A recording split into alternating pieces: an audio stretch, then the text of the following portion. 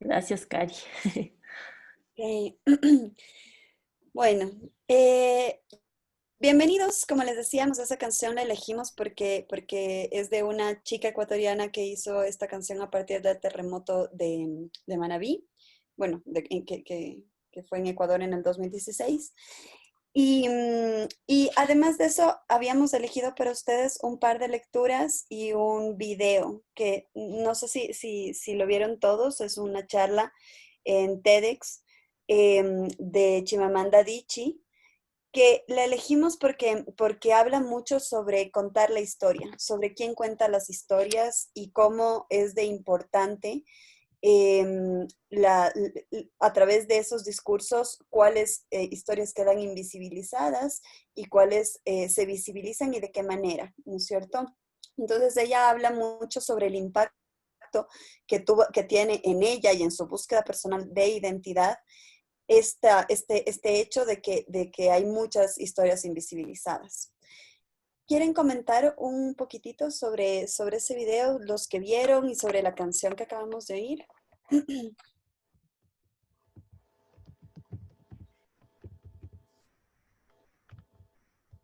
Y tal vez complementar lo que dice Cari, que la sesión de hoy, ¿no es cierto? Vamos a hablar sobre justamente cómo involucrar a distintas audiencias a través de muestras y a través de páginas web y distintas formas de interacción. Entonces, un poco discutir a partir de ese tema, que es el tema global de la sesión de hoy, lo que ustedes leyeron o vieron. Cassandra. A mí me parece que la letra de la canción es un buen ejemplo para integrar muchos de los elementos que Malena presentó la semana pasada, de cómo se cuenta la historia, porque es una canción en primera persona que tiene citas de un testimonio de lo que le decía el abuelo. Entonces es un ejemplo de cómo la historia también se puede reflejar en otro tipo de dispositivos, ¿no? Y cómo también puede resultar parte de la construcción de memoria. Gracias, Cassandra. Sí, ¿no? Un poco hay esa conexión entre la memoria y el arte, ¿no? Que podemos ver también ahí. ¿Alguien más que quiera comentar algo de la canción o de las lecturas? Yo les quería comentar que una de las lecturas que mandamos, que se llama ¿Qué es lo que quieren las imágenes? Aunque no habla puntualmente de páginas web, cosas así, no, ya no podemos entender a la imagen y a la escritura por separado, como al cuerpo y al alma.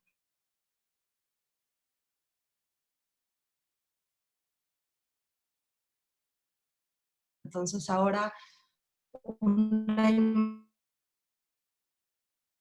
ya propone significado, texto propone imágenes. Estamos constantemente en un medio mixto. Es imposible separar los medios, ¿no? Por eso constantemente estamos trabajando de forma interdisciplinar, mezclando posibilidades para representar. Entonces creo que es un texto que justo ya empieza a trabajar con la idea de un iconotexto, ¿no? No hablar de imágenes y de textos por separado. Entonces creo que es como una base para después como conceptualizar cosas. Gracias, Cassandra. Elisa, tú tienes un comentario. Hey, hola con todos, buenos días. A mí me gustó mucho el video y los otros materiales que nos mandaron, y del video lo que me gustaría destacar es esto de que no hay una sola historia. me parece súper importante porque hay esta frase de que la historia la cuentan los ganadores, por decirlo así.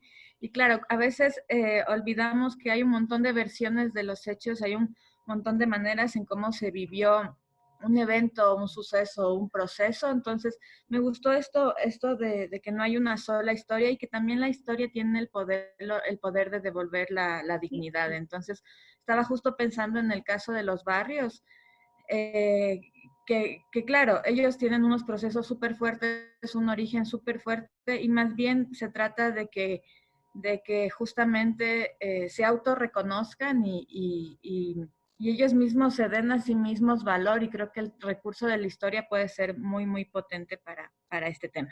Eso. De Gracias, acuerdo. Elisa. Me encanta cómo sus comentarios van conectando con lo que yo tenía que hacer, que era el resumen de la, y la discusión de la sesión pasada. Eva,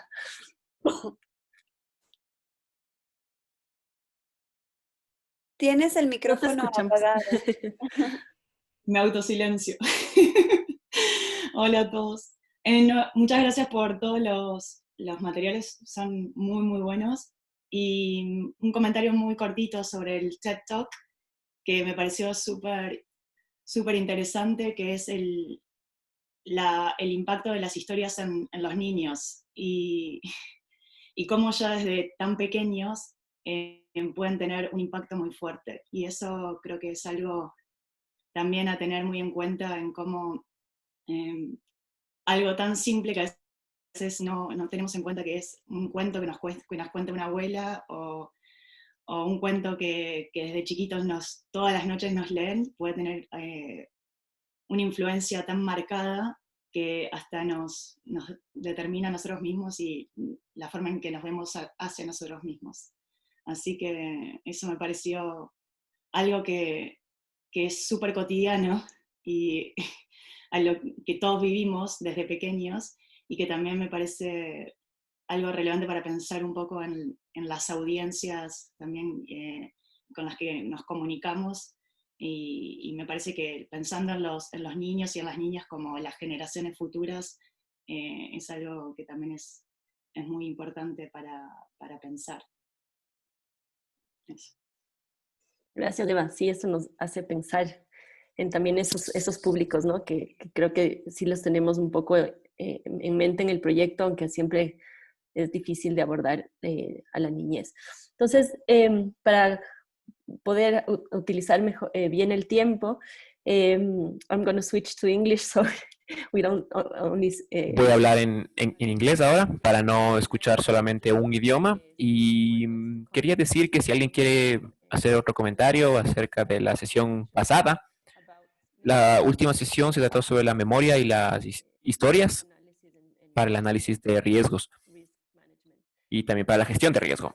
Malena y Ari, ellas presentaron unos temas muy interesantes sobre la memoria, cómo la memoria se construye en nuestras comunidades y cómo eso cómo las comunidades pueden empoderarse a sí mismas al contar historias que les dan agencia, pero también cómo esas experiencias, como los museos comunitarios, pueden ser a veces muy, muy vulnerables, ¿no? Especialmente en estos momentos que nos estamos atravesando.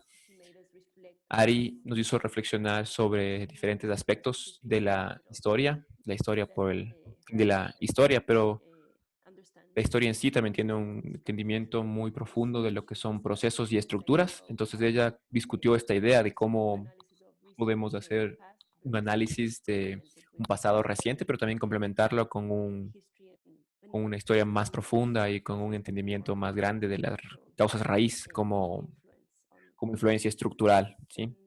Del riesgo en sí. Creo que el ejercicio que Malena propuso también nos ayudó a ver esta dimensión de lo que es público, que está en las calles, cuál es la historia en las calles, y también cómo la historia influencia la individualidad, ¿sí? A partir de las historias de nuestras familias y de la historia local. Entonces, si alguien quiere decir algo, o tal vez algún comentario que les quedó en la mente en la última sesión, ahora es cuando. Por favor.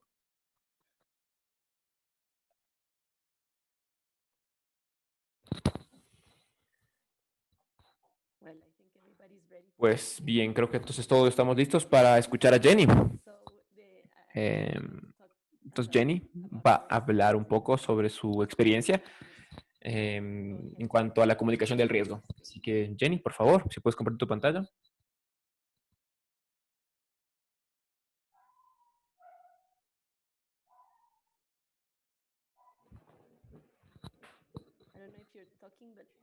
No sé si estás hablando, pero no te escuchamos.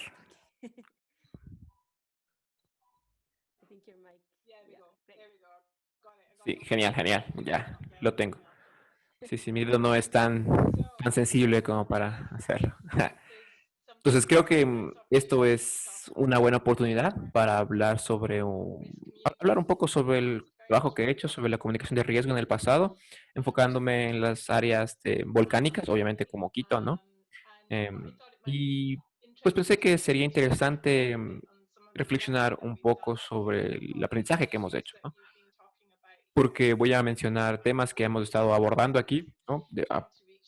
Diferentes voces, tratar de llegar a los más vulnerables y también pensar sobre el desafío que tenemos, ¿no? Con esta gran oportunidad que es el sitio web, para asegurarnos de que lo que estamos haciendo llegue a las personas que queremos que lleguen, ¿no? Con el proyecto. Em, entonces, esto es mi aventura en cierta forma, ¿no? Comienza con un gran proyecto de investigación que se llama Estreva, que principalmente voy a hablar de los resultados ahí. Me escucharon hablar sobre las cosas que hemos hecho, ¿no? Que es básicamente integrar las humanidades con las ciencias más tradicionales y luego,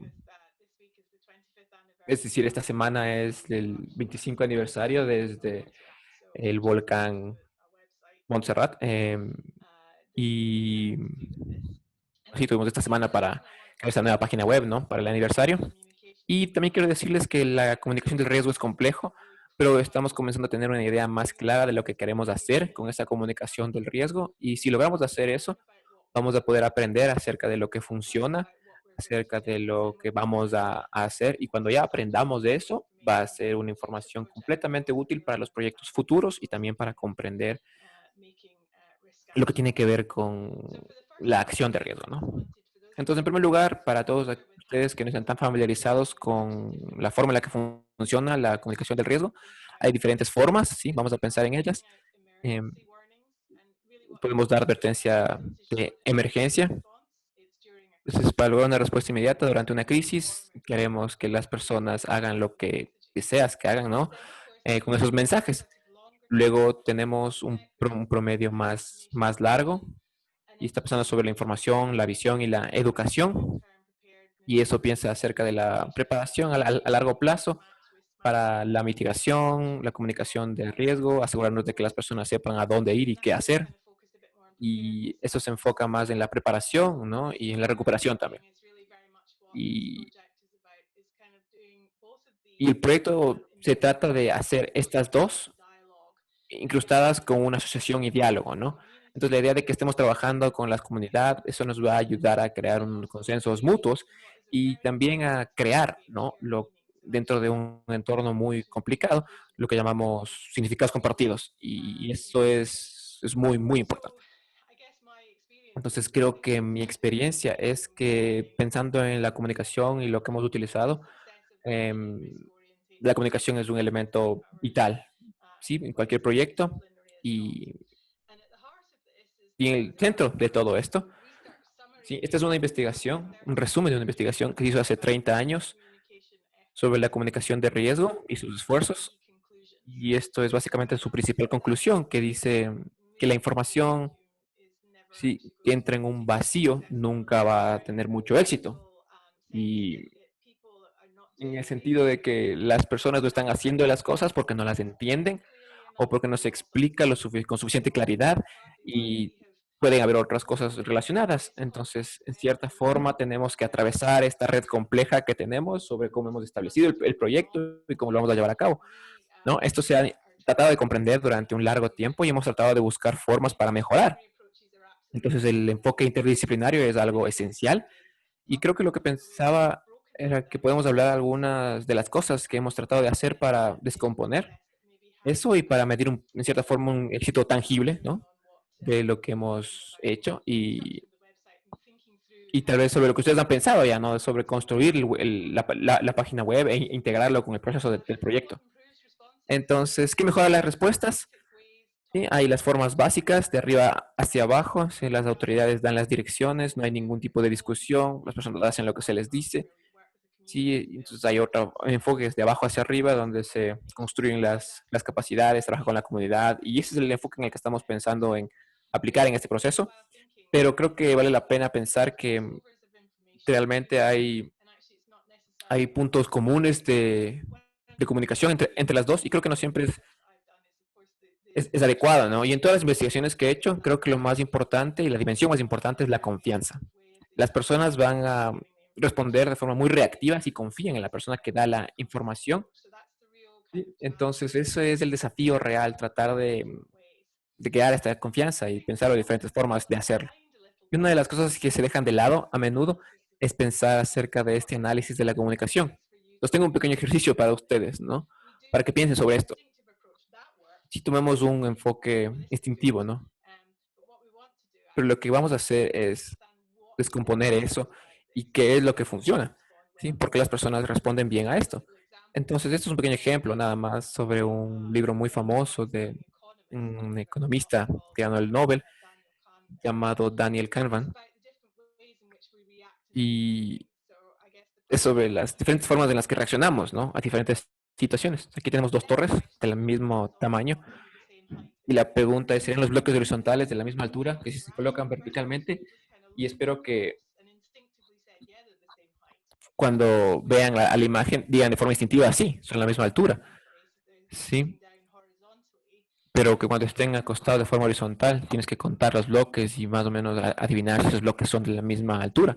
Entonces, creo que lo que quiero decir es que algunos de esos trabajos de comunicación es que si lo establecemos bien, sí, vamos a tener mucho más éxito en cuanto a la forma en la que lo realizamos, ¿no?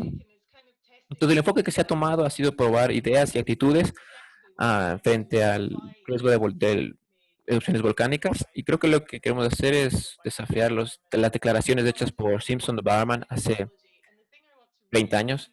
Y creo que lo que quiero enfatizar realmente es que creo que a ustedes que vienen de las ciencias físicas, es que una cosa vital para el éxito de la comunicación del riesgo es ubicarnos dentro del marco de trabajo físico, para anticiparnos a los fenómenos físicos.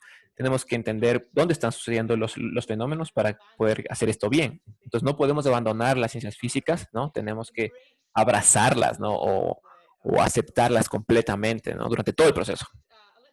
Entonces, este es un pequeño ejemplo de hace mucho tiempo de Montserrat sobre cómo tener un enfoque sistemático para entenderlo completamente. Y esto es lo que todos entendemos, ¿no? De forma instintiva, que es la información tipográfica. Es bastante complicada de comprender. Entonces, este es un mapa de las zonas de riesgo en Montserrat. Y pueden ver aquí, estos son donde se han ido. ¿Sí? Esa es la zona segura, la zona no segura. Es un mapa tradicional. Esto es lo que estaban utilizando para comunicar. Había mucha intranquilidad, ¿no? Y no había mucho. La gente no estaba feliz con la forma en la que habían dibujado estas líneas límites, ¿no? Estaban relacionadas con los elementos topográficos y geográficos, pero la gente no estaba feliz con eso. Entonces, lo que hicimos fue tratar de usar diferentes formas de ver el riesgo. Esta es una imagen 3D, era una herramienta súper nueva en el momento, entonces perdón por si la imagen no es tan buena como la de ahora, pero es hace mucho tiempo, ¿no? Entonces aquí un poco con la topografía y luego tenemos una fotografía. Entonces esta es una de las mejores partes de investigación que he hecho. Perdón si ya se los he mostrado antes. Estas son las personas que se ubican en estos diferentes lugares, ¿no? Que son valles y colinas, que obviamente son muy importantes para la topografía. Y ahí es sí de dónde vienen esas preguntas, de dónde están ubicados, ¿no? Las personas de forma geográfica. Entonces aquí es donde las personas se ubicaron, ese fue los símbolos indican donde las personas nos dijeron que estaban y nos mostraron, ¿no? Entonces es el mapa convencional, así se ve cuando se los presentamos con una imagen más tridimensional. Pues pueden ver que los símbolos se están agrupando. Ese sí es el Valle Belém, eso es la colina de San George, es el río Tal. Este de aquí es una colina un poco más pequeña. Entonces las personas podían, es decir, realmente nos dijeron como que, ya veo, a la línea está ahí porque esto es muy peligroso. Sí, cuando tuvieron esta nueva perspectiva pudieron entender eso y pudieron relacionar de mejor forma la topografía. Entonces, si es que hacen este tipo de trabajo, algo de lo que tienen que darse cuenta es que aprendes cosas que son útiles para todos los diferentes tipos de procesos de comunicación. Y de forma muy rápida, esto es algo de lo que hicimos en Streva. Recogí un par de cosas porque creo que son las más relevantes para la forma de pensamiento que necesitamos para recolectar información y para el establecimiento de la página web, ¿no? Es un proyecto bastante grande y entonces no vale la pena hablar de todo sobre lo que hicimos en Streva. Y lo que estamos pensando era ese desafío, ¿no? Que tenemos con los múltiples riesgos y las múltiples amenazas y el dinamismo que tienen, los cambios en el paisaje, los cambios que hay en el volcán cuando explota y cómo lidiar con todo eso. Entonces, las cosas que salieron de Streva, no voy a hablar mucho sobre esto, pueden leerlo aquí, sí, en la pantalla, pero una de las cosas que esto es algo que el equipo americano tuvimos y enfrentamos y algo que tuvimos que abordar, ¿no? Fue que estábamos personas que generen un cambio, sí, pero también teníamos que hablar sobre con cierta certeza científica y incluso en una emergencia, sí, las personas estaban pensando en lo que pasaba en sus vidas inmediatas y eso es lo que algo que ya hemos hablado en el proyecto. Y todo eso se relaciona con la comunicación y especialmente con el elemento de la confianza. Aquí hay una relación directa con la historia pública, ¿no? Que es lo que hablábamos antes. Una de las cosas que vimos es que hay un lazo súper fuerte entre la memoria social, la cual es más corta, ¿no? Desde que pusieron todas las erupciones en el Caribe especialmente, y hay una gran gama de diferentes factores. Por supuesto, la preservación de la memoria es uno de ellos. Y creo que el punto que estaba haciendo Elisa antes es muy importante aquí, porque la memoria social se vuelve un poco borrosa, no está necesariamente recordando los eventos de la forma en la que pasaron, y en cierta forma la diferencia entre el conocimiento científico y el conocimiento de la comunidad es muy importante para entender todas las historias que existen. Y algunas de las cosas que las personas recuerdan y que transmiten por la memoria social no son tan útiles realmente en cuanto a la creación de preparación para la comunidad. Y entonces, esto pasó en San Vincent, y una de las cosas generales que creo que son muy importantes para pensar cuando estamos creando la página web, la incertidumbre, pensar en la subsuperficie 3D, me parece que eso es muy interesante y útil, que nos ha ayudado mucho en el pasado. La relación entre las amenazas y la morfología, entender la disposición espacial, las fuentes de la información que tienen que ser confiadas, ¿sí? Y luego hay información específica sobre Saint Vincent y en esta instancia no la vamos a usar para construir la página web, ¿no? No la utilizamos para crear unos videos y me parece que era interesante compartir un par de las ideas detrás de esos videos. La idea era tener un acercamiento con la comunidad, ¿no? Entonces la idea era tener algo que está alejado y tratar de tener que eso cree un compromiso con las comunidades más vulnerables que no tienen el acceso a todas las herramientas que estamos utilizando, ¿no? Especialmente para ver los videos. Entonces creemos que el proceso para crear los videos era algo muy importante y muy útil, que involucraba a las comunidades. Entonces eso me parece una analogía importante y lo que queríamos hacer es motivar a las personas que tomen acción. Entonces uno de los problemas en el Caribe era que las personas esperan que algo venga y les ayude. Y una de las cosas más útiles que pueden hacer es realmente tomar acción con los recursos que ya tienen. Entonces eso fue algo que les motivamos a pensar, ¿no? Tenemos una memoria cultural muy, muy fuerte sobre una gran erupción. Como pueden ver, esta es la parte superior de la isla, una isla bastante pequeña, y luego una memoria más reciente que permanece como memoria social, a diferencia de la otra, ¿sí? Es de esta. Y lo que hicimos fue crear, ¿no? Estos videos. El propósito de esos videos era tratar de empoderar a las personas y que piensen acerca de lo que estaba pasando y en lugar de pensar en devastación y muerte y todas esas imágenes, ¿no? De la erupción, decidimos tener a personas desde diferentes perspectivas que estén contando sus historias, ¿no? Con esa historia editada alrededor del mensaje de las amenazas que queríamos transmitir. Entonces, resultó muy bien. Y lo que quería mostrarles aquí son las puntas azules aquí. Son las personas en Saint Vincent, ¿no? Es una persona bastante pequeña, tiene una población de 100.000 personas. Creemos que el 80% de la población ha visto el video.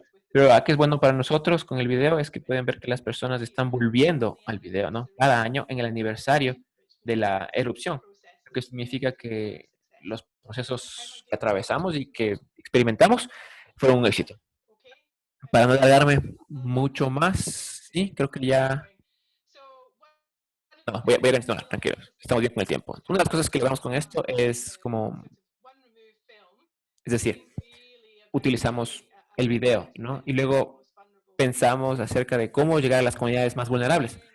Y ahí es donde una parte muy importante era compartir los datos históricos. La gente realmente estaba interesada en estos datos históricos, ¿no? Y estaban interesados en lo que estábamos proponiendo.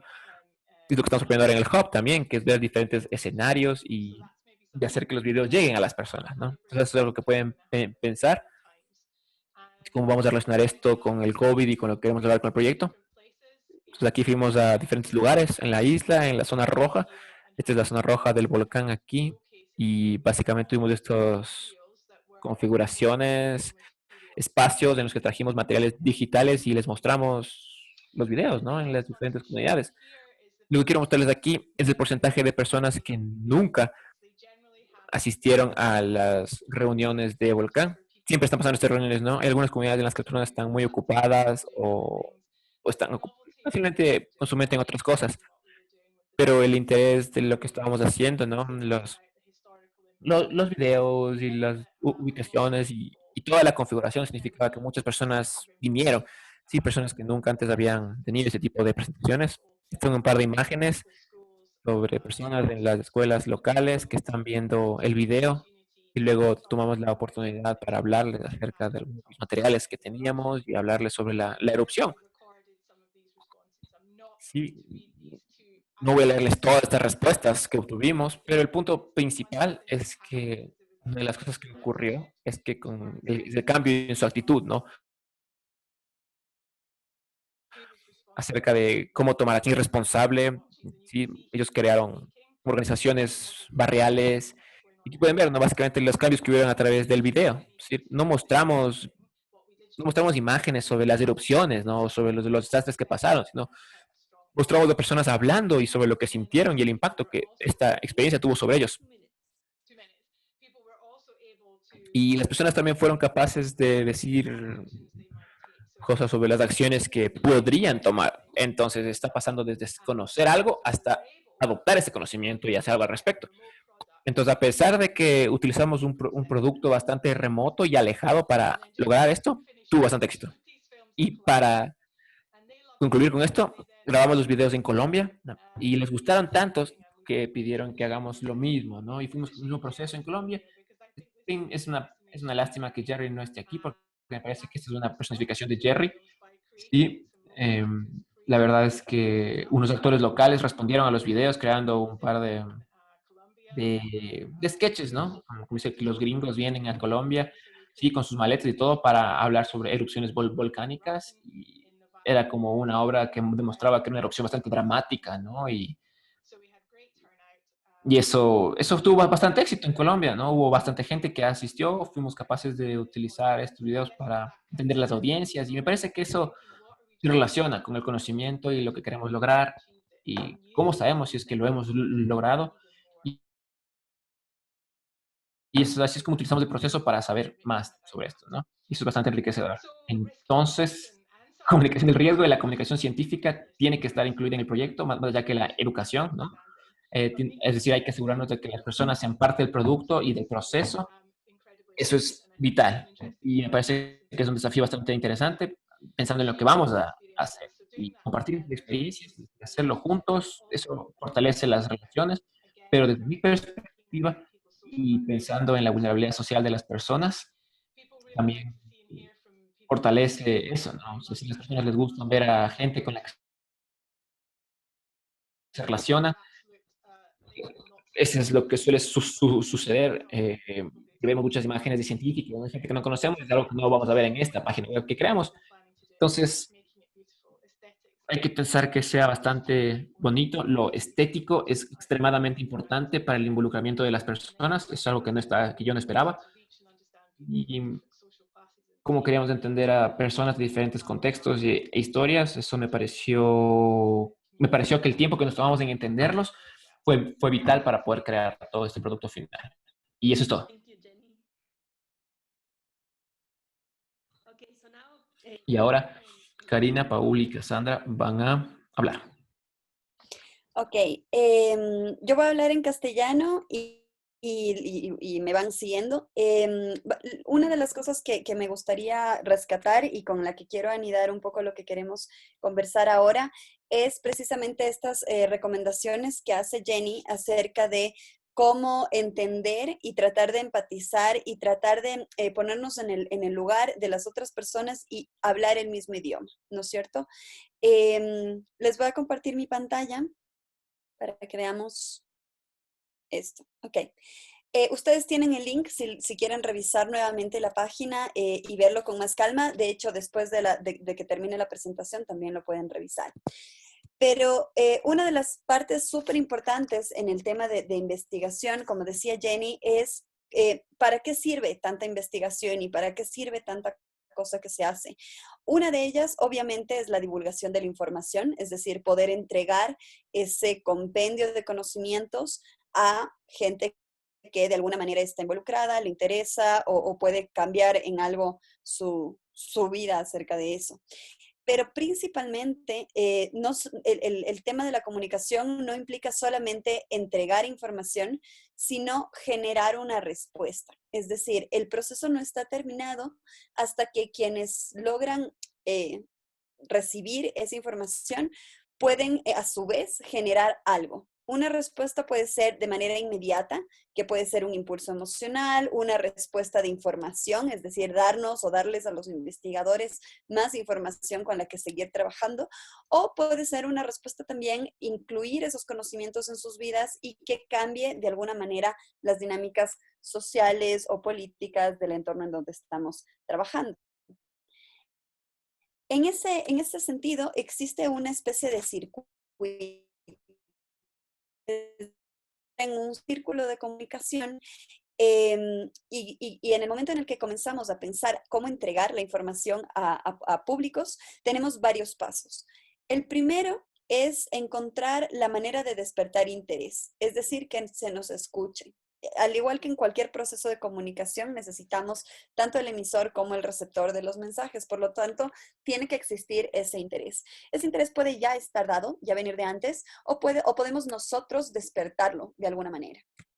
Después, a través de la investigación, obviamente ya se ha hecho investigación anteriormente para saber exactamente qué es lo que vamos a decir, pero aquí también implica una investigación de cuáles son los públicos y de cómo estamos hablando a esos públicos y cómo ellos entienden las ideas, entienden el lenguaje. Yo voy a enfocarme mucho en el lenguaje visual, precisamente porque soy comunicadora visual, pero esto se puede transferir a distintas plataformas y distintas formas de comunicación. Lo siguiente es organizar la información que tenemos de una manera ya codificada de esta manera en la que acabamos de entender cómo nuestros públicos entienden la información. Y a partir de esta organización, hacer una construcción de discurso. Es decir, ya tener claro qué es lo que vamos a hacer. A decir. Y dentro de eso mismo entra cuáles son los medios que vamos a usar y en qué contexto se va a entender ese discurso. Hasta aquí todo eso se entiende bastante fácil y es como de teoría básica de la comunicación. Pero las cosas se complejizan un poco cuando los públicos no tienen un solo perfil, por ejemplo, y comenzamos a trabajar con más de un perfil y más de unas formas de organizar esa información o de generar esos discursos. Lo siguiente es la recepción del discurso. Y ahí entra también cómo perciben las personas las imágenes, los textos, el lenguaje que nosotros estamos utilizando. Y a partir de este punto, las personas que emitimos los mensajes o que estamos en esta primera etapa, liberamos un poco esa información y usando una metáfora de fútbol, la pelota queda en la cancha de quienes lo reciben, ¿no?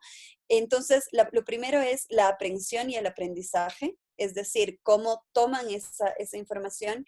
Y aprehensión significa además no solamente entenderlo, sino también volverlo parte de uno, es decir, poder transmitir a su vez ese mismo discurso con los códigos propios de comunicación y apropiarse de eso. Y después incorporar lo aprendido. Eso significa volverlo parte no solo de mi discurso y de mis procesos cognitivos, intelectuales, sino también parte de mi vida. Es decir, que generar nuevos hábitos, por ejemplo, o cambiar un sistema, si es que estamos hablando de procesos más institucionales o vinculados a instituciones públicas o instituciones más grandes. Como vemos, hay muchos pasos dentro de ese proceso. Y la clave está en de qué manera llegamos, voy a regresar un momento, de qué manera llegamos a que esa aprehensión y aprendizaje sea verdaderamente efectiva. Hemos entendido que la forma en la que aprendemos tiene que ver no solamente con un proceso intelectual, es decir, no solamente está en nuestras cabezas y no solamente es entender el lenguaje, por ejemplo, el idioma en el que nos están hablando, sino también hacer que todo nuestro cuerpo, es decir, la forma más básica, más primitiva en la que nos conectamos con el mundo es a partir de los 5 sentidos, reaccionen de cierta manera a esa información. Es decir, aplicándolo a partir de otros estímulos y generando experiencias más complejas. A esto me refiero, por ejemplo, a que cuando nosotros entendemos un mensaje y lo asociamos con un olor, un sabor, una textura, la temperatura, por ejemplo, que estamos viviendo, la sensación de peso, la sensación visual también. Obviamente cada persona tiene un poco distintas formas de aprender y confía más o menos en ciertos sentidos. Por lo tanto, entre más estímulos podamos dar a esos sentidos en distintos niveles, es más fácil que se genere recordación y aprehensión de lo que estamos diciendo.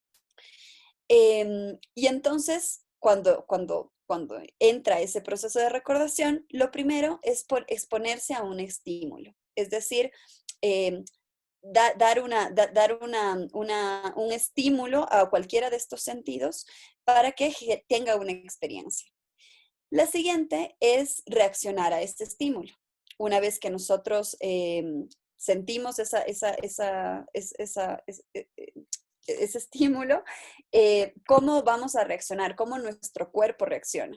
Esto puede estar vinculado tanto a lo físico como a lo psicológico. A lo físico significa que nuestras pupilas se abren, nuestro cuerpo se comporta de alguna manera, cómo circula la sangre, por ejemplo. Hay estudios súper interesantes acerca de cómo ciertos colores abren los vasos sanguíneos o cierran los vasos sanguíneos o los poros.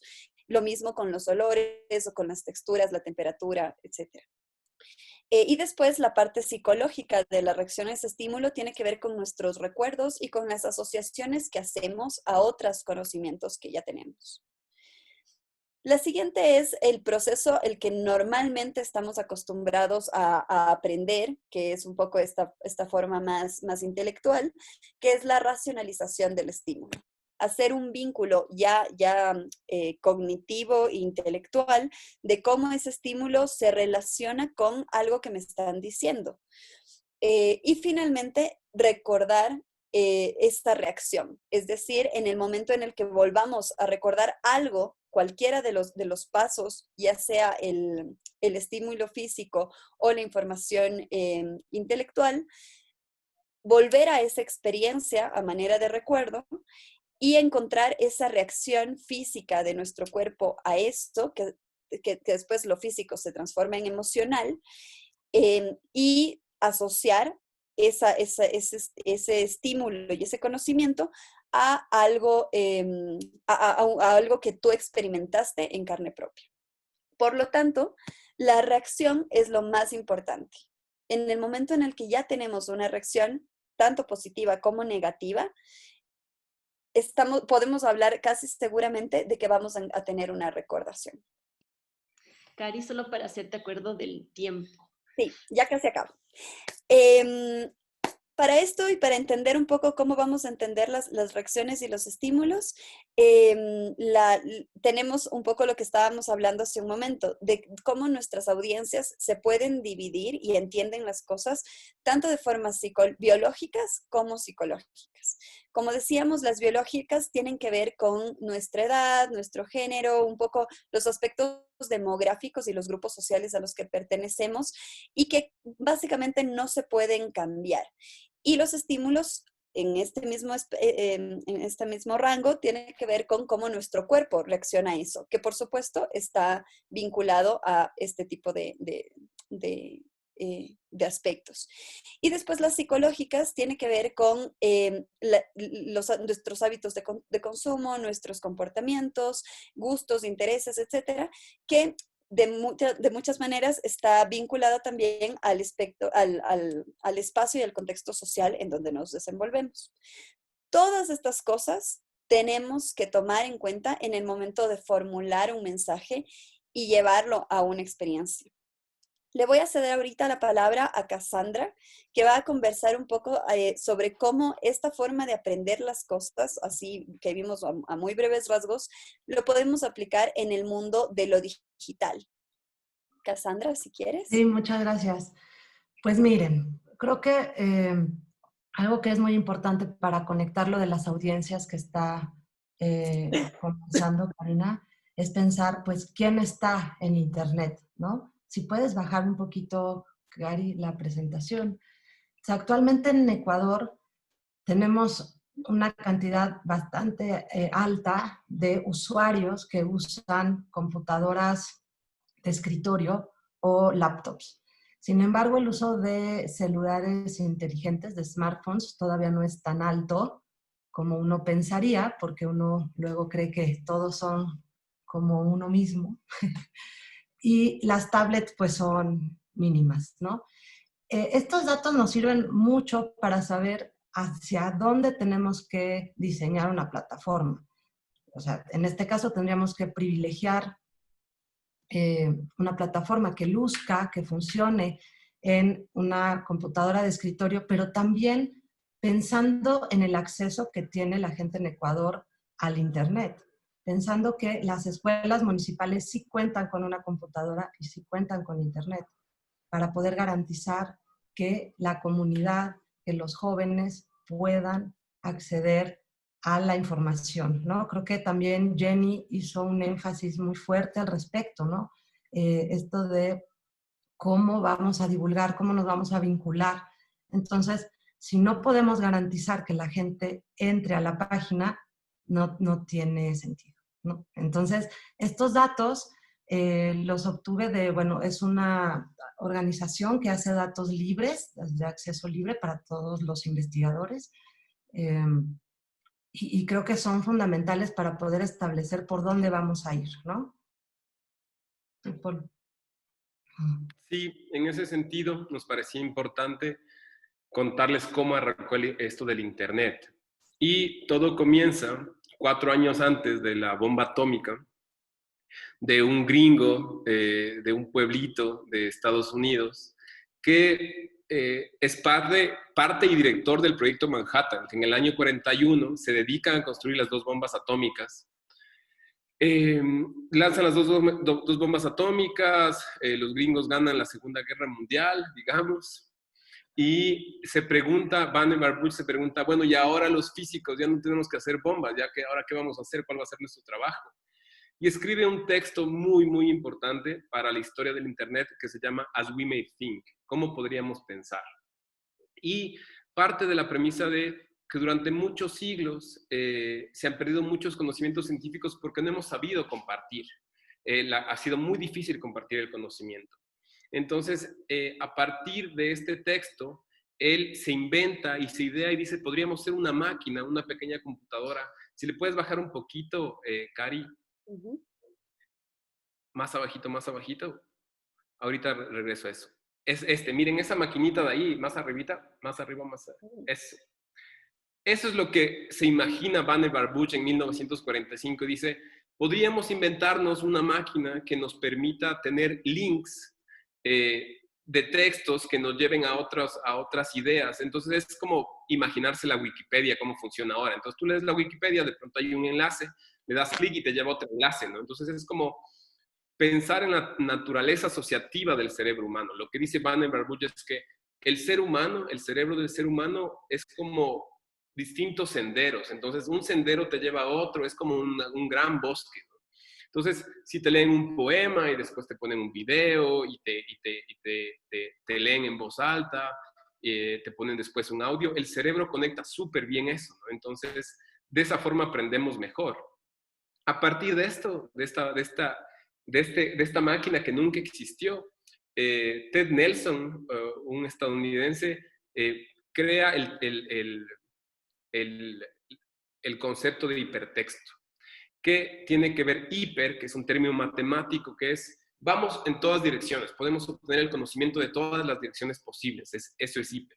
Y texto, que tiene, puedes subirle un poquito, Cari, y texto a este, miren, este es un trabajo lindísimo de Mark Lombardi, que él hacía estas conexiones textuales y gráficas, ¿no? Que es desde lo que el sindicato audiovisual trabaja mucho. ¿Cómo pensamos lo análogo y lo digital? Porque sabemos que lo digital no lo resuelve todo, que la gente también necesita lo análogo, que necesitamos tocar. Y el texto justamente tiene un origen que tiene que ver con tejer. Y que a nosotros nos parece hermoso pensar justamente en eso, es cómo tejemos información para compartir conocimiento. Síguele, por favor, Cari.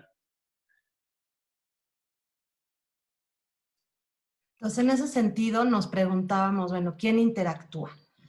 En Ecuador, el 76% de los usuarios que tienen Internet están entre 16 y 24 años. Entonces, creo que eso es así, una cifra brutal y que además nos dirige la mirada a los estudiantes de bachillerato y de universidad y pensar que la plataforma que tenemos que crear debe estar vinculada a los programas educativos del Estado. Tenemos que hacer que los profesores usen esta plataforma en el aula, que los chicos conozcan la plataforma, que además de alguna forma esté legitimada, que tenga una voz de seriedad, ¿no? Que pueda ser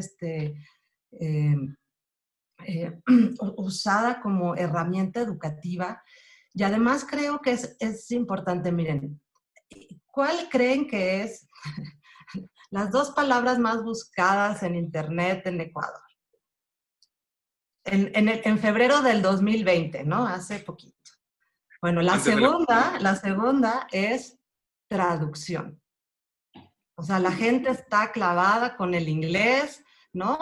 Quiere saber cómo se dice, quiere entender las cosas que aparecen en Internet, porque mucho de lo que hay en Internet pues está en inglés, pues quiere entender. Entonces creo que es vital esto de tener la plataforma en inglés y en español, de cruzar los conocimientos mixtos en varias lenguas, pero la primera palabra buscada es Facebook, nuestro gran enemigo que vamos a ser nuestro aliado, porque si no puedes contra él, únete.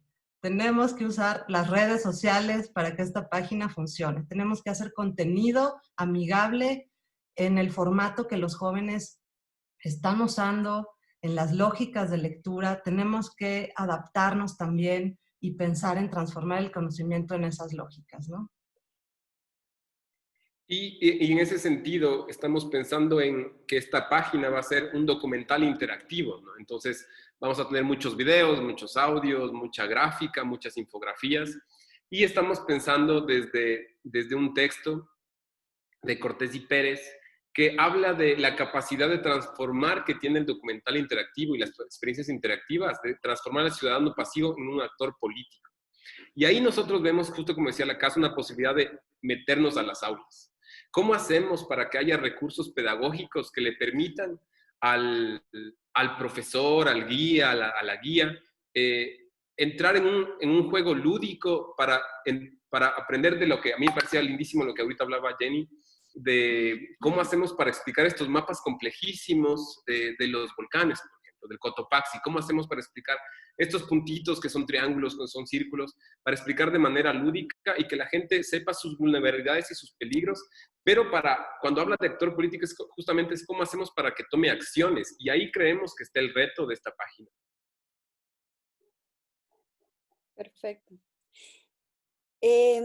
Estamos un poco justos de tiempo. Tenemos todavía, con esto ya terminamos, chicos, la presentación. Sí, ya estamos. Sí. Súper. Súper. Entonces, no sé cómo hacemos con el tema del tiempo, si quieren hacer un receso pequeño o pasamos directo a un poco de preguntas. Eli, ¿cómo hacemos? Sí, si quieren podemos alzar las manos, raise your hands, si es que están cansados y necesitan un break. O si podemos hacer una pequeña discusión de las presentaciones, preguntas, comentarios y luego seguir derecho.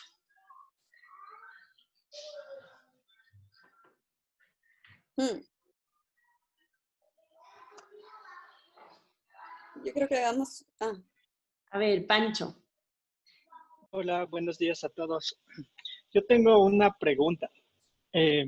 Cuando vamos del geofísico normalmente a dar charlas sobre los fenómenos volcánicos, nos topamos con grupos súper variados, tanto en edad como en género, en conocimiento. Incluso hay gente que, por ejemplo, es analfabeta y así.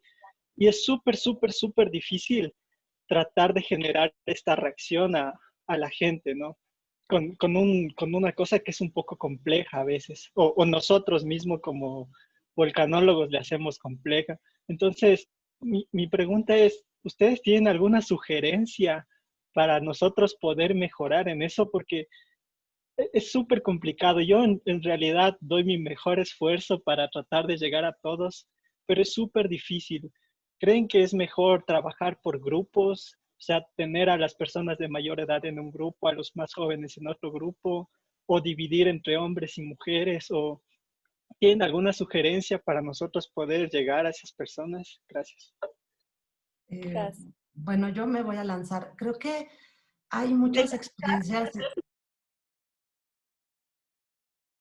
Juntamos varias preguntas y sí, así. sí. Chévere.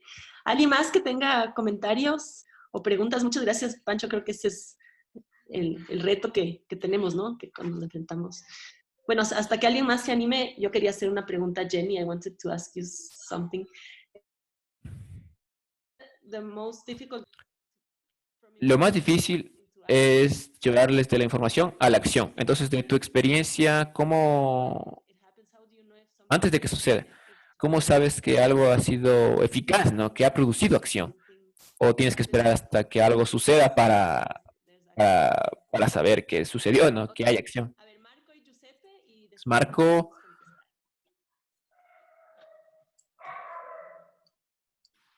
Sí, gracias Karina, Cassandra, Paul por las discusiones y a Jenny también que lo hizo al inicio. Son interesantes y gracias también Elisa porque las tres conferencias me parece que están pensadas de manera integral, ¿no? Como para ir construyendo justamente un debate más amplio. Y a mí me han ido surgiendo algunas ideas alrededor del ejercicio de interdisciplinaridad que estamos intentando construir en el Hub, y más bien son como unas reflexiones generales, ¿no? Y de lo que escuché la semana anterior y de esta semana y de lo que escuchamos en el anterior ciclo de conferencias, ¿no? Y quizás es como entender la lógica de las epistemologías constructivistas, ¿no? Que es la que estamos desarrollando ahora, y todo lo que ha significado eso para las ciencias sociales en las últimas décadas, el denominado postestructuralismo, ¿no? Que un poco se ha construido alrededor de enfoques como el giro lingüístico, el propio postcolonialismo que discutimos la vez anterior, o la acción comunicativa, digamos, toda la idea habermasiana de la deliberación, etcétera, y que en cierta forma han transformado las ciencias sociales, y ahí es en donde yo quiero hacer los links en dos sentidos, ¿no? Por un lado, mostrando las formas de producir conocimiento, digamos, es algo que hemos discutido tanto la base anterior desde la historia como hoy desde la comunicación. Y eso ya es, digamos, una ruptura importante en términos interdisciplinares, porque ahí es donde entramos justamente en conflicto, por así decirlo, en el buen sentido, con otras ciencias, con otras epistemologías.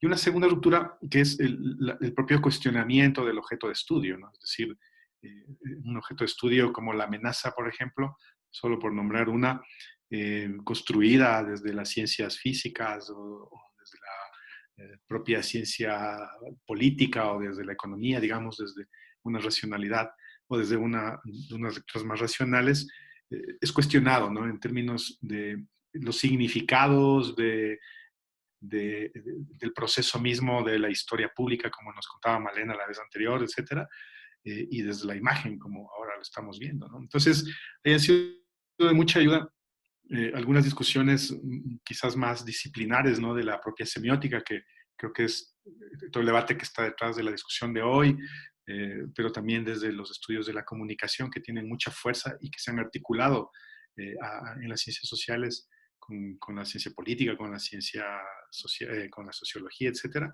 y de los propios estudios culturales, ¿no? Que me parece que también nos van a ayudar a hacer esa interdisciplinariedad. Hay un debate muy interesante, no sé si Alfredo está por aquí, sobre los imaginarios urbanos, ¿no? Que es como la síntesis, en cierta forma, que nos lleva a entender, digamos, estas dos rupturas, ¿no? Por un lado, estas nuevas formas de producir conocimiento a partir inclusive de la propia comunidad, en nuestros casos, y de cuestionarnos los objetos de estudio más allá de su supuesta racionalidad, ¿no? Entonces, me parece interesante, digo, irlo como poniendo en perspectiva del ejercicio más amplio que estamos intentando desarrollar sobre interdisciplinaridad. Gracias. Gracias, Marco, por el resumen y un poco la discusión más amplia. Giuseppe. Hello, thank you, Elisa. And thank you. Hola, gracias Elisa. Gracias a todos por sus presentaciones. Voy a hablar en inglés. Sí. Un par de comentarios acerca de la estrategia de comunicación. Porque, como creo que Karine estaba hablando de esto, tenemos diferentes objetivos, ¿no? Entonces tenemos personas mayores, tenemos personas jóvenes, entonces para comunicarnos de forma correcta, ¿sí? Hacia las personas correctas, tenemos que tener una estrategia integrada, ¿sí? Y eso requiere mucho trabajo porque probablemente van a tener que adaptar el tipo de lenguaje a diferentes audiencias. Entonces, es decir, sin embargo, la pregunta es, ¿estamos asumiendo, cómo puedo decirlo? ¿Tenemos que encontrar una estrategia específica para un grupo específico de personas o estamos asumiendo que el tipo de lenguaje que utilizamos no es adecuado para una persona joven o para una persona mayor? Solamente, es decir, me parece que esta idea es compleja, ¿no? El hecho de reflejar sobre el tipo de objetivo y el tipo de persona al que estamos hablando. Sin embargo, también pensamos en la comunidad en términos de, ¿cómo puedo decirlo? En términos de un lenguaje normal que podemos utilizar, ¿no? Es decir, podemos reflexionar sobre el hecho de que hay personas que son más,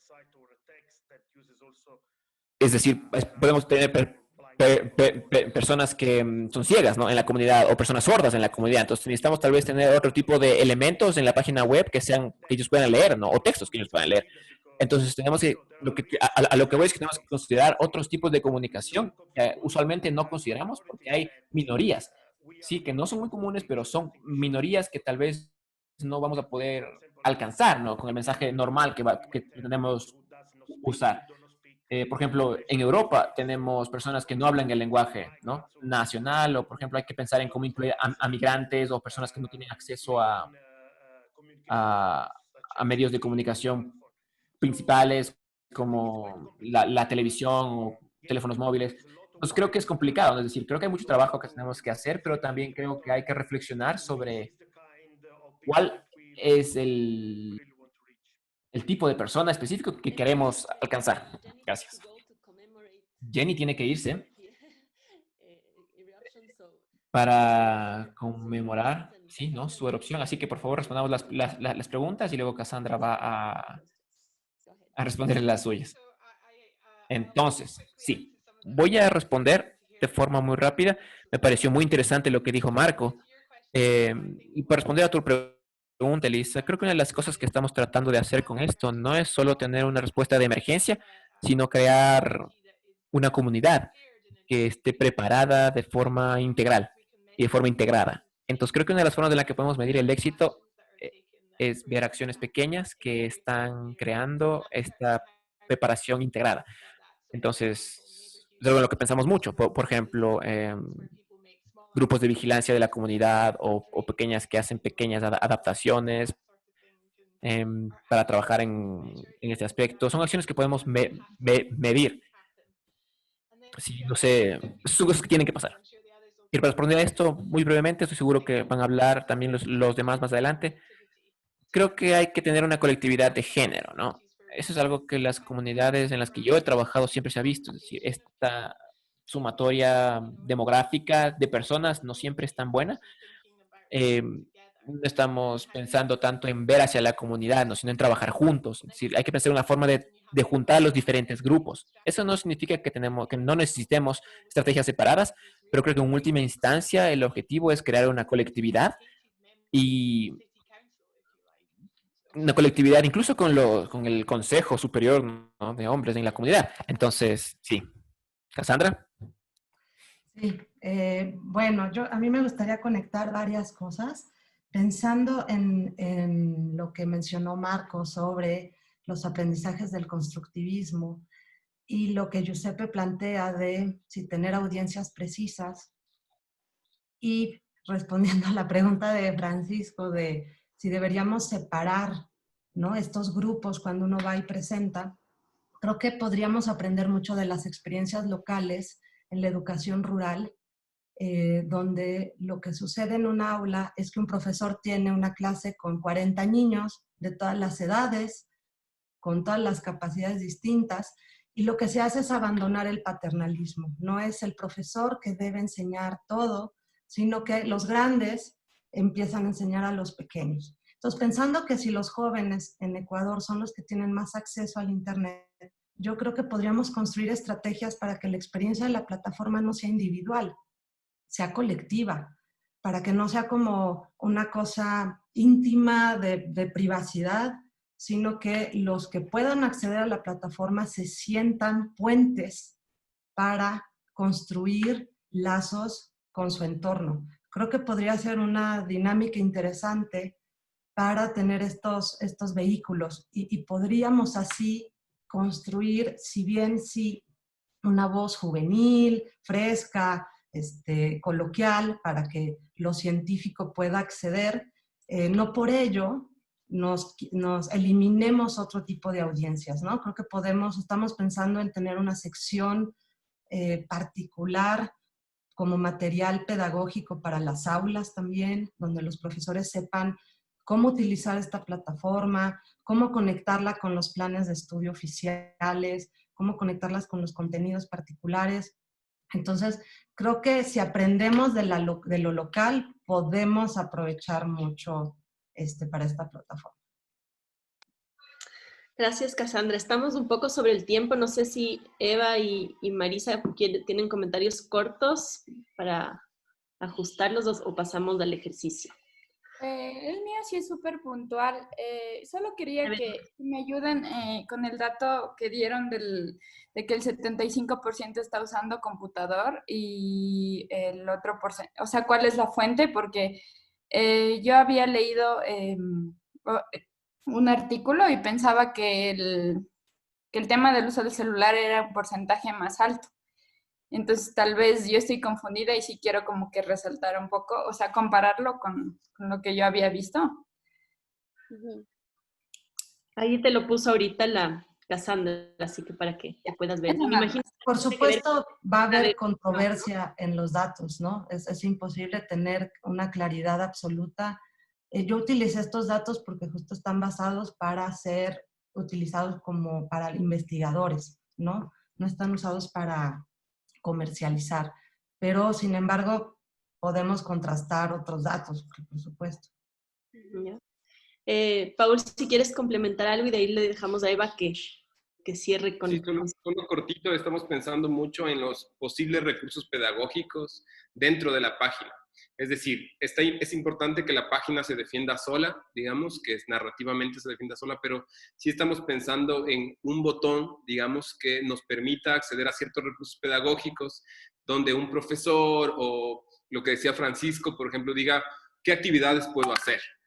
¿Cómo puedo trabajar con tal grupo? Pero sí estamos pensando, como dice Cassandra, mucho en los jóvenes, que ellos sean como quienes quienes permitan como compartir este tipo de conocimientos dentro de la página, pero es algo que vamos a construir durante el primer mes, que es justamente estas reuniones nos sirven mucho para eso, para entender cuáles son las necesidades del proyecto. Lo que acaba de exponer Jenny nos sirvió un montón.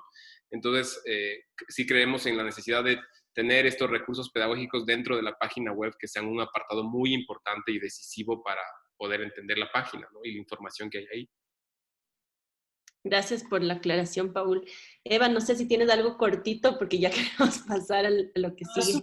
Sí, es algo súper corto que me parece que tiene que ver un poco en cómo también se pueden hacer sustentables estas estrategias de comunicación y cómo se pueden escalar. Porque ya que vamos a hacer como una inversión de tiempo, de conocimiento, de recursos tan fuerte, también hay que como pensar en cómo realmente se pueden potenciar estas estrategias. Y yo seguí durante mi trabajo de doctorado como un año entero un programa llamaba un programa de comunicación del riesgo que era liderado precisamente por el gobierno municipal y en donde la principal estrategia era llevar a las aulas de las comunidades en los barrios más vulnerables en forma totalmente gratuita, hacer estas charlas con una misma metodología, una misma forma de presentación, acompañada por materiales pedagógicos que después podían utilizar los docentes en el aula, y en donde no solamente se daba una explicación en el aula, sino también se llevaba a los alumnos a conocer la ciudad. Por eso se llamaba un programa de aula-ciudad. Entonces, no solamente presentar contenido, sino también estimular esa interacción de lo que se aprende en el aula, cómo eso realmente se vive y se manifiesta en el territorio. Y eso era lo que los chicos más disfrutaban, porque muchas veces no conocen toda la ciudad o no conocen los lugares que están o más expuestos o donde se manifiestan ciertas amenazas, y creo que eso fue algo muy importante. Y también quizás, creo que Cassandra mencionaba en cómo se puede formalizar o cómo se pueden vincular estas estrategias de comunicación en la educación o los programas curriculares que ya existen. Creo que esa es una forma súper buena de mantener algo que quizás el proyecto solamente dura 4 años, pero después se puede seguir en el tiempo. Ya. Gracias, Eva. Creo que fue muy valioso lo que nos compartes. Cari. Yo un poco para hacer a modo un poco de resumen también y terminar, muy rápidamente, también creo que otra cosa cuando estamos trabajando con discursos tan complejos como lo que mencionaba en su pregunta Francisco, y tenemos a una audiencia muy diferente a nosotros, creo que un ejercicio súper importante es hacer un ejercicio de entender la otredad, ¿no es cierto? Como quién es el otro. Y dentro de eso también volver parte de nuestro grupo, del grupo investigativo, a personas del mismo espacio. Es decir, cuando estamos trabajando, por ejemplo, yo últimamente he estado trabajando mucho con grupos en la Amazonía y con comunidades amazónicas. Es muy difícil que en tan poco tiempo, de manera efectiva, yo como individuo, logre empaparme de lo suficiente de la otra cultura para poder hacer ese puente. Pero lo que sí puedo hacer es tener estos representantes que entiendan mi idioma y que lleven ese mensaje a su comunidad. Es básicamente lo mismo de lo que hablaba Cassandra con hacer puentes con estas personas, pero es un pensamiento de entender al otro y de valorizar sus lenguajes para que ellos mismos sean los gestores de esos mensajes. Es decir, que ellos mismos se informen y que venga de ellos mismos las cosas. También tenemos este pensamiento a veces como muy jerárquico de la información y es importante aplanar un poco esas jerarquías para poder vincular y hacer que las cosas funcionen mejor y sea más efectivo y más rápido también. Eso. Listo, gracias, Cari. Creo que fue muy útil esta discusión. Entonces, vamos a hacer este ejercicio. Entonces, no sé, estamos un poco atrasados, entonces no sé cómo están de tiempo. ¿Quién tiene que salir corriendo? Por favor, levante la mano, ponga una manita azul. Porque normalmente es hasta las 10:15. Me tengo que ir a las 4. Ya, ok. Entonces, podemos tratar de seguir sin parar hoy día y hacer el ejercicio. Dale, Cari. Súper. Entonces les voy a compartir mi pantalla un momento. De todas formas, como ustedes saben, tienen el link de esta página y ahí están las instrucciones. Lo que vamos a hacer es dividirnos en grupos como la vez anterior. Eli nos va a ayudar haciendo los grupos en Zoom.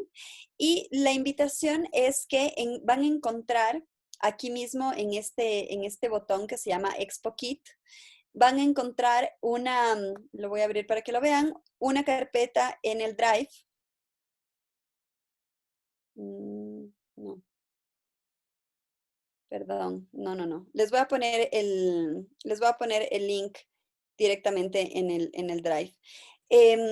Hay una carpeta en Drive que tiene distintos materiales. Tiene un audio, tiene un par de imágenes, tiene un texto corto que está vinculado a la investigación que hicieron el grupo de, perdón que abra las cosas así como tan, aquí está.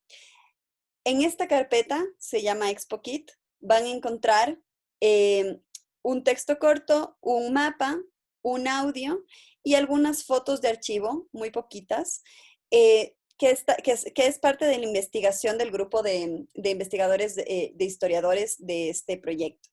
Y la invitación es que junto con nuestros grupos, que están aquí, cada uno tiene su worksheet, junto con nuestros grupos, tratemos de planificar una exposición, no importa, dependiendo de lo que ustedes piensen y consideren más relevante, para distintas audiencias. Entonces, por ejemplo, al grupo 1, la audiencia es niños y niñas de entre 10 a 15 años. Para el grupo 2, tienen exactamente el mismo material, pero para personas no videntes. El grupo 3 va a ser exactamente lo mismo, la misma exposición, pero concentrada en adultos mayores de entre 60 y 80. Cada grupo tiene una audiencia distinta, pero todos vamos a trabajar con el mismo material. Y la idea un poco de esto es precisamente analizar un poco, medir cosas como cuál plataforma, tiene que ser física, tiene que ser digital, tiene que ser un teatro, tiene que ser artística, tiene que ser muy técnica, depende un poco de cómo ustedes lo sientan mejor. Y después conversar acerca de las conclusiones y las dificultades y experiencias que nos da este ejercicio de pensar un poco la planificación de una exposición. En los mismos archivos ustedes van a tener un poco las indicaciones que les acabo de dar en castellano y en inglés. Y si tienen preguntas, igual estamos atentos. Una pregunta, ahorita ya estamos todos habla hispana, menos Giuseppe, que se las bate muy bien. Entonces, bueno, solo Adri para que, no sé si es que vale la pena que César nos siga acompañando o si es que hacemos de la traducción.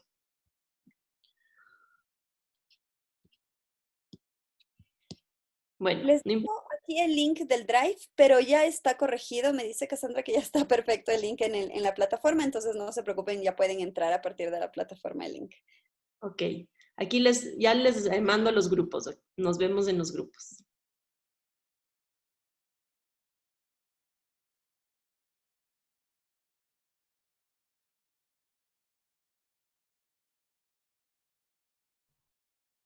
Hola chicos. Hola, ¿cómo les va? ¿Qué tal? Hola. Todo bien. ¿Qué grupo somos?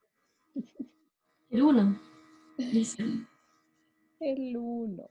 Aguante. Solo le voy a escribir a la Eli para decirle que sí le diga al César que puede irse un ratito. A ver, grupo 1. Y está cargado aquí, ¿no es cierto? Espera.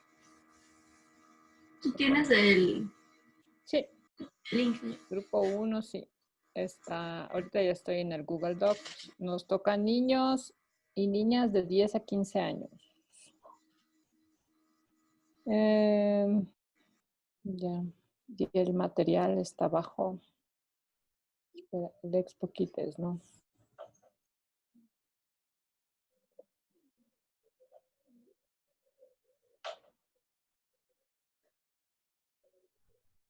¿Sí vieron el material?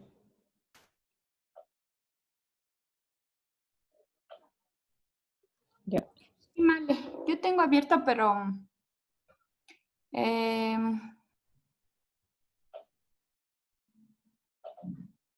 estoy en el Google Drive del documento nada más. Ya, yo tengo ahorita el Expo Kit, que es los materiales, y bueno, yo les cuento un poco qué nomás tienen. Verás, hay un mapa de la erupción del Cotopaxi, la de 1877. Hay unas fotos de archivo que son varias que podemos usar, que es, bueno, las del terremoto de 1868, hay dos, y una palmera, que es la palmera que se llama la esquina del Coco en Ibarra, que es la esquina donde se reconstruyó toda la ciudad de Ibarra. Tiene solamente esa palmera que era desde donde midieron toda la reconstrucción. Y de ahí hay una carta de Juan Montalvo dirigida a Pedro Carbo sobre el terremoto de 1868. Entonces, quizás, no sé cómo le ven, podríamos intentar algo con el terremoto de 1868, que es ahí la palmera y está esa carta. Podría ser esa. O podríamos hacer algo del Cotopaxi también. Sí. ¿Tú puedes compartir la pantalla? Porque me entro al que dice Expo Kid y me manda al grupo 2. Ajá, sí, a mí también. Yo creo que Ah, estaba sí. hablando y con el micrófono Sí, apagado. se va a la hojita del grupo 2. O si nos puedes Y pasar ahí, para... ahí están. ¿Ya me ven? Sí. Sí. Esa es mi pantalla. Ya, aquí está el Expo Kit. Entonces tienen esta carta de aquí, tienen el mapa, tienen un audio que es unos ejercicios de radioteatro que quizás por el tiempo no sé si alcancemos a escuchar, pero si quieren podemos ponerle. Y tienen estas tres fotos, que estas son del terremoto de Quito del 68. Esta y esta es la esquina del Coco de Ibarra, que es la palmera desde donde se reconstruyó la ciudad. Entonces son esos materiales. Entonces Yo ahí... creo que vamos con las imágenes igual, en honor al tiempo. ¿Con cuál? Con las imágenes, en honor al tiempo. Con la de Ibarra podemos hacer, o con las otras del terremoto de Quito. Porque mira, esta de aquí es chévere porque es una carta que habla sobre la tierra y del Juan Montalvo, espérate, que es del terremoto del 68. Y la palmerita esa es la que se reconstruye la ciudad desde ahí, que se llama la esquina del Coco. Entonces aquí hay una mención a cómo se destruyó, y aquí también habla Quito, es hermosa ciudad que por sus templos, bla, bla, bla, bla, ha sufrido un rebote furibundo, ta, ta, ta. O sea, se ve cómo ese terremoto influyó también acá en Quito. Entonces hay bastantes materiales. Se me ocurre, no sé, hay que pensar en niños, ¿verdad? Sí, de 10 a 15 años. De 10 a 15. Yo por lo que he visto a mis sobrinos y a los hijos de mis amigos, como que a esa edad están muy metidos en YouTube, viendo videos de, no sé, de cosas.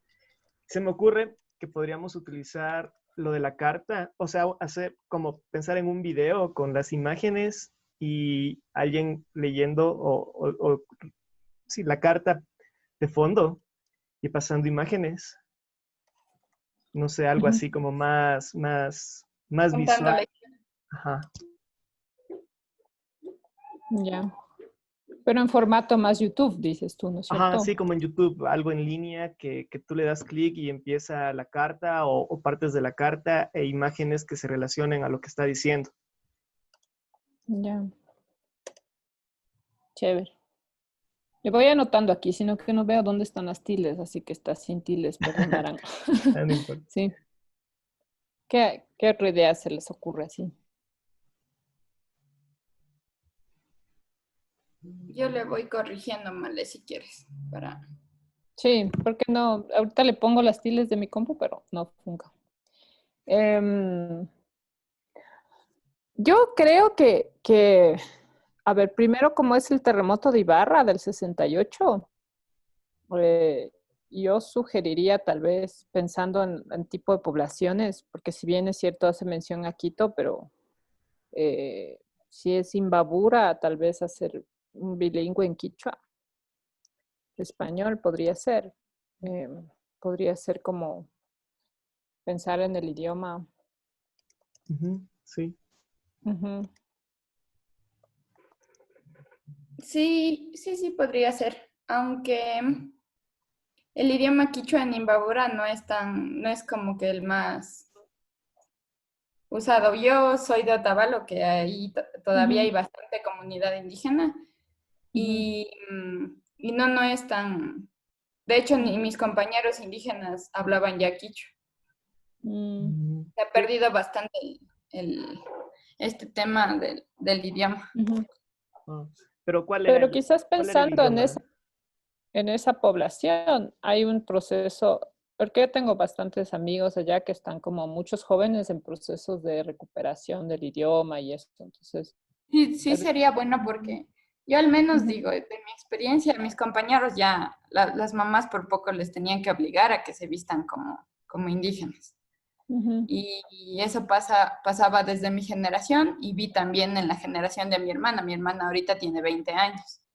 Mm. Entonces las compañeras desde pequeña es como que ya no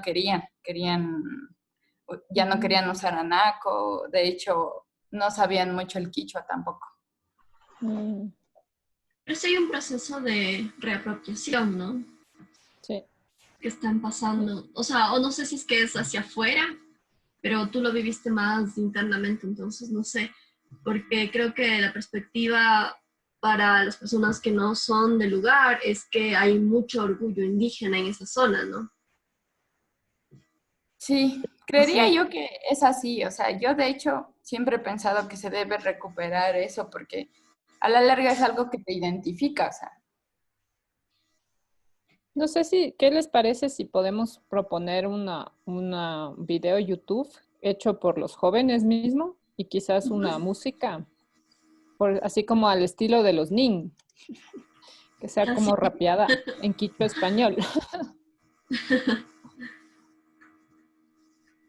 para que cuente como la historia del terremoto. Sí, sí, súper. para que sea atractiva más que todo. Sí, porque puede ser, ellos hacen siempre estos ejercicios de quichua español y rapean en los dos idiomas, y hay algunos que hacen eso. Entonces Como podría la ser como, Yamaru. sí, aquí pongamos hecho por los mismos jóvenes. Está sin tilde, verás. Ya le voy corrigiendo, no te preocupes. Sí, yo creo que con esas dos cosas es bastante, ¿verdad? Sí, y Sí, usamos o sea, esos materiales. básicamente sería como que guiarles dándoles la información y que ellos trabajen por su cuenta creando un video, porque es súper chévere esas dinámicas. Yo sí he visto en algunos y salen con ideas que uno se queda así. Sí, sí. Entonces, la idea sería como contarles la historia, porque de hecho todas las poblaciones de ahí en particular por ejemplo, yo no sabía que Otavalo antes era un poblado que se llamaba San Rafael y a raíz del terremoto se cambió. O sea, cosas de esas que, por ejemplo, cuando yo he hablado con gente mayor, te dicen, sí, antes era allá el Otavalo, pero a raíz de ese terremoto es acá. Entonces, sí hay como esa memoria todavía de eso.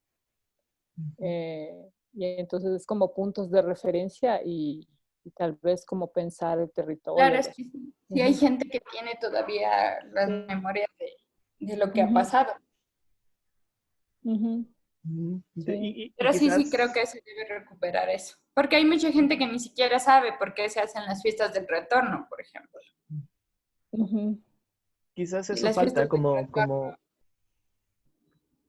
Sí, sigue. No, digo que las fiestas del retorno, o sea, la mayoría dice fiestas de Ibarra, ¿no? Pero no es, o sea, todo tiene una connotación histórica y la fiesta del retorno se llama así por el hecho mismo de que cómo la gente volvió a surgir después del terremoto, ¿no? Muchas de sus realidades cambiaron y por eso lo conmemoran como fiesta, pero por ejemplo ahorita si les preguntas a los chicos, muchos no saben, ni siquiera le han tenido ese acercamiento. Entonces sí es bueno, yo pienso que tomar en cuenta eso para que se siga retomando. O sea, yo creo que a muchos nos falta un poco de la historia. Sí. Sí.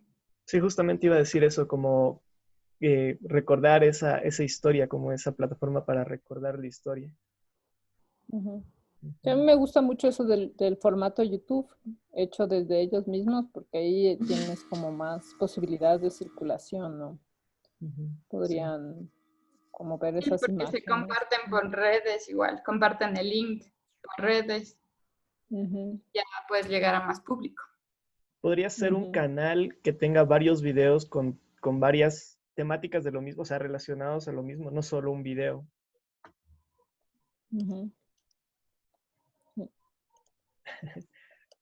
Ahora que dices lo de las fiestas de Ibarra, yo recuerdo que las fiestas de Ibarra era el momento para ir a ver a Vilma Palma en el aeropuerto. Siempre iban allá. ¿En serio?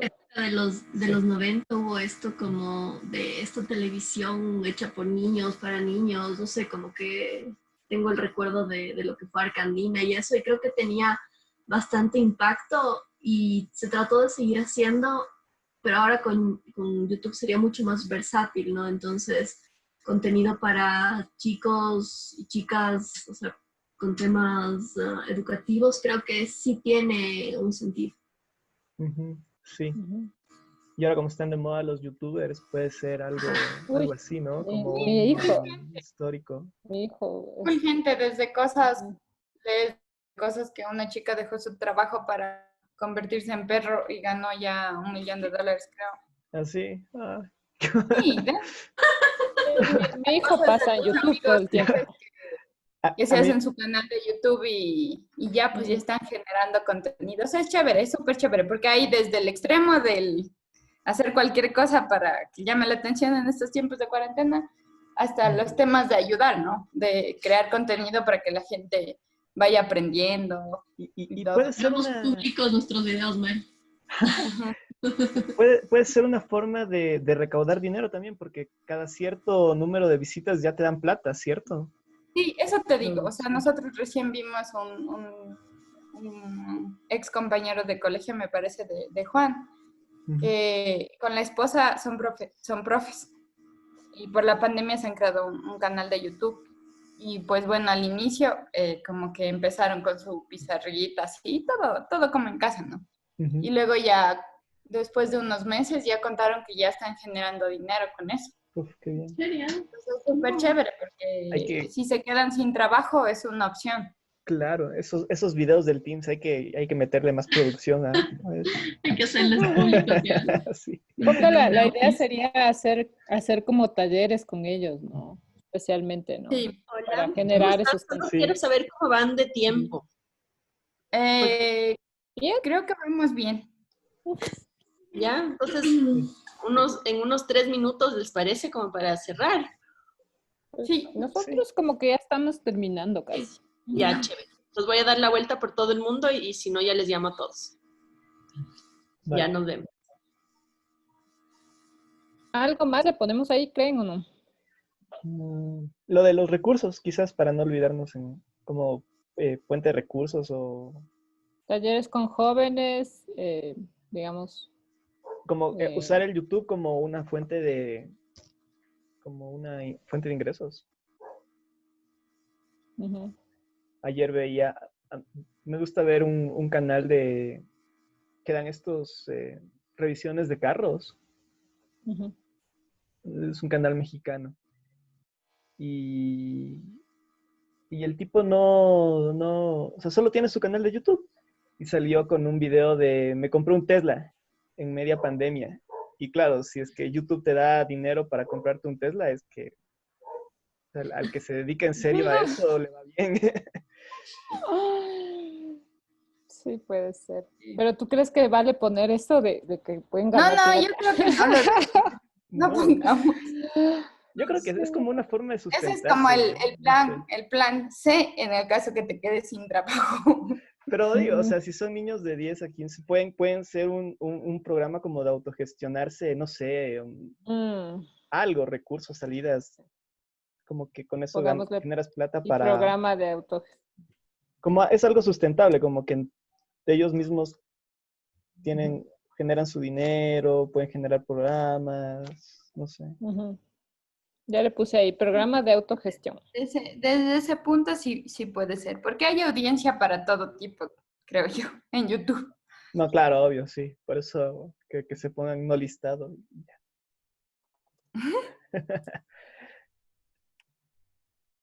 Ya. Yo creo que ya estamos, ¿no? Sí, yo creo que sí. Ujú. Vamos así. Y ya. Estamos listos. Iba a poner una canción de los Nin, pero creo que ya nos mandan a la sesión. Puedes ponerlo Vamos. en la plenaria. Vamos. ¿Quién presenta? El Jonathan. Ah.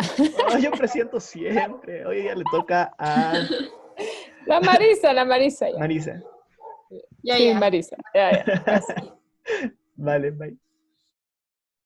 Pues siempre nos extendemos, está difícil. Bueno, ahora también eran más personas que hablaban. Sí. Giuseppe no conocía el coco. Estuvo bueno. Y se sorprendió que todavía está en pie.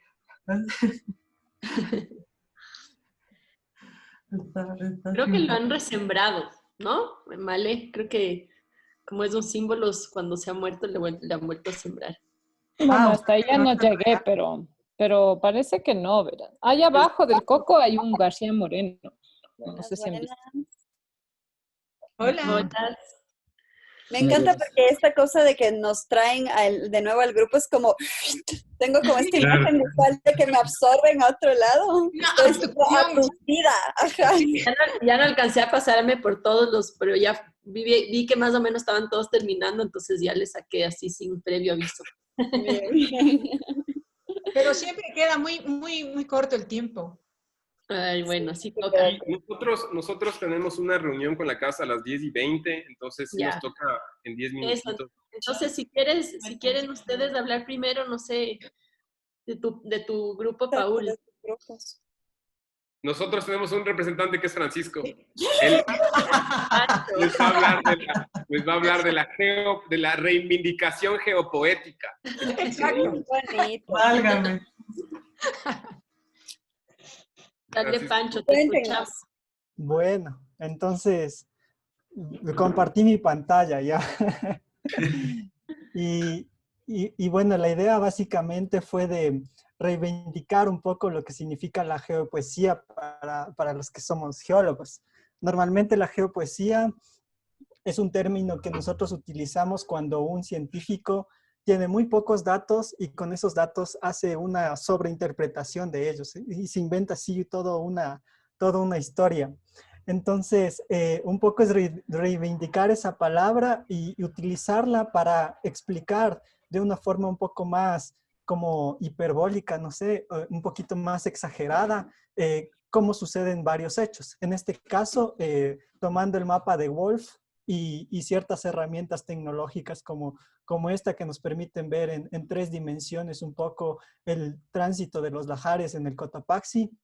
La idea es utilizar la misma lectura que nos dieron, los 2 párrafos, me parece de Wolf, y mientras narran esos párrafos, ir mostrando las zonas que fueron afectadas. Yo recuerdo un pasaje de Wolf en donde mencionaba una parte súper dramática, que te llega mucho, que es que habían unas personas que iban en caballo, que estaban justo en el tránsito de los lajares y empezaron a cabalgar a toda velocidad tratando de huir de los lajares, pero lamentablemente fueron enterrados por ellos y arrastrados. Entonces, un poco más o menos esa es la idea de mezclar lo que se ve un poco en la ciencia física, es cómo fluyen los lahares, qué áreas recorren, pero también darle un poco de ese impacto en la sociedad, de cómo afecta el lahar, cómo es que puede ser tan destructivo, cómo puede ir mucho más rápido que un caballo. Esa ya es una cuantificación de las cosas, que es lo que nos gusta a los físicos, pero también mostrando que pueden matar, que son muy peligrosos, etc. Eso creo. No sé si quieren Bien, los aportar algo geopoetas. más. Sí, es la geopoesía, es hacernos un cuento completo, un poco mezclando las cosas cuantitativas y un poco las cosas más descriptivas. Chévere, Gracias. súper, ¿Cuál era lindísimo. su público? Académicos. Este Ah, fue ok. nuestro problema. Ah, ok. Ese fue el problema. Los más difíciles. Claro. Bueno, a Sí, ver, ¿quién más quiere? Politécnica.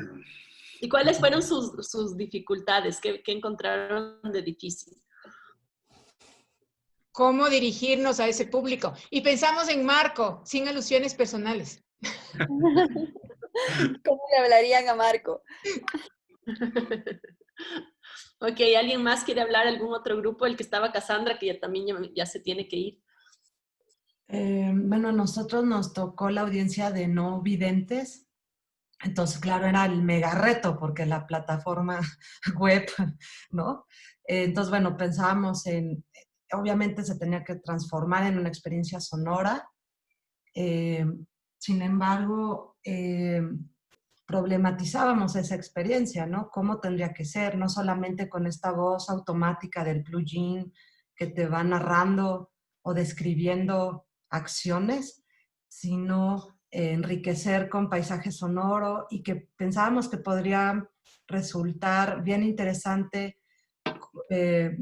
representar cómo Wolf hizo la investigación en el Cotopaxi. Él no se subió a un avión, no tenía un dron, él lo hizo caminando. Entonces pensábamos cómo hacer esta experiencia del ruido, del caminar, de tomar algo, de ir contando. Entonces pensábamos que hasta metodológicamente, o sea, cómo transmitir la metodología de investigación podría resultar efectivo a través de los sonidos, ¿no? Y siempre cruzar descripciones, por supuesto, para dar un contexto, tanto histórico como físico. Lo pensábamos para lo del coco, esta palma, o sea, así decir, bueno, una palma de tanto de alto, tanto grosor, o sea, una descripción física, pero que esté acompañado de testimonios, que son la que la enriquecen y le dotan de un simbolismo, ¿no? Entonces, si alguien más quiere contribuir, pero creo que a grandes rasgos iba por ahí la discusión.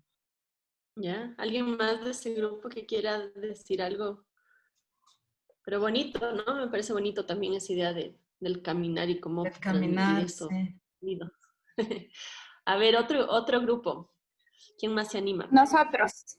A ver, Mari. El grupo 1. Bueno, nosotros escogimos el terremoto el evento como el terremoto de Ibarra de 1868. Usamos la carta, el texto que había de Juan Montalvo, y nuestra audiencia era un público de niños entre 10 a 15 años. Entonces pensamos más o menos en qué andan los niños en este tiempo, ¿no? Los niños y jóvenes. Y pensamos en un video en formato YouTube, porque es muy fácil y ahora todos andan metidos en ese tema de YouTube, pero lo pensamos desde enfocado en hacer un taller como para hacerles conocer y motivarles a hacer ese video a ellos mismos. Y aparte, pensar en el quichua, o sea, en un idioma bilingüe, quichua-español, con una influencia de los ni. No sé si han escuchado, es un rap quichua. Entonces, algo así como ese tipo de cosas, pero generando como una cultura de riesgo, porque muchos chicos, por ejemplo, de 10 a 15 años ni siquiera conocen que hubo el terremoto, por ejemplo, y que hay las fiestas del retorno porque hubo el terremoto, por ejemplo. Entonces pensamos que esa era una buena idea para un público de este estilo. Qué chévere. Sí, buena idea, ¿no? Y eso de además incluir a las personas en hacer conjuntamente los materiales. ¿Alguien más? Marco, en tu grupo, ¿quién estaba ahí? Tú estabas con la Marisa. No, estaba conmigo. Sí Ya, que, a ver, bueno, Cari. nosotros no elegimos representantes, pero a ver, yo voy diciendo y que mi grupo me complemente si es que me olvido algo. A nosotros nos tocaron adultos mayores, personas sobre los 60 años.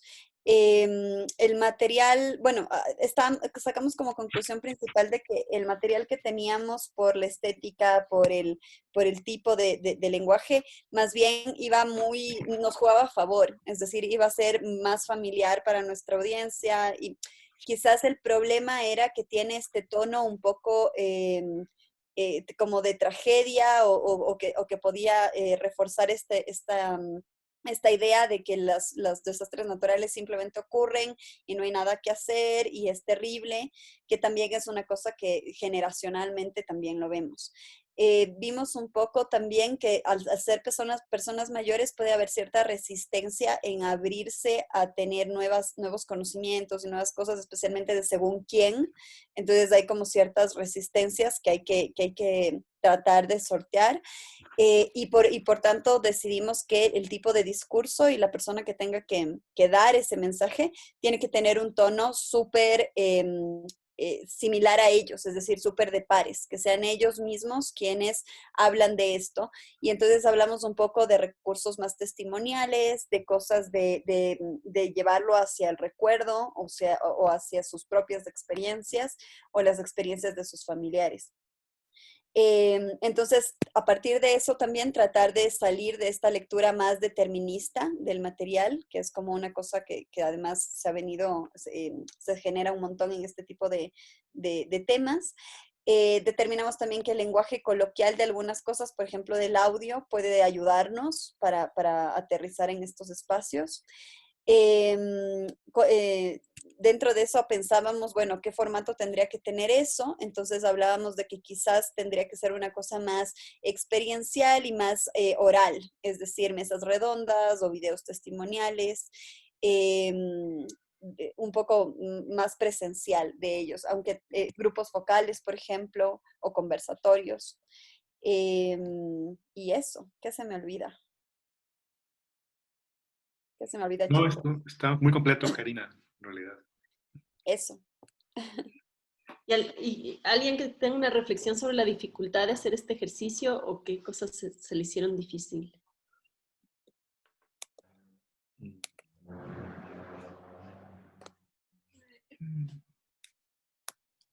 Bueno, entonces... fácil, tú.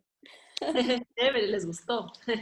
Pues bueno, para cerrar entonces este taller, agradecerles a todos por la participación y a Karina y a Jenny, aunque ya no está, por sus ponencias, también a Cassandra y a Paul por esa linda forma de ya mostrarnos las cosas que pueden hacer y cómo están pensando en los públicos. Y invitarles a la próxima sesión, que es la última de esta serie de grupos de discusión, donde vamos a hablar sobre la importancia de los testimonios y de los archivos. Así que por favor, no se pierdan, es el último y luego tenemos vacaciones, así que con ánimo para el último. Y que venga el verano. Muchas gracias, Eli. Bien, Ya. muchas gracias a todos por estar y por participar. Gracias. Gracias. Gracias y buen fin de semana. Gracias. Chao, chao. Gracias. Gracias.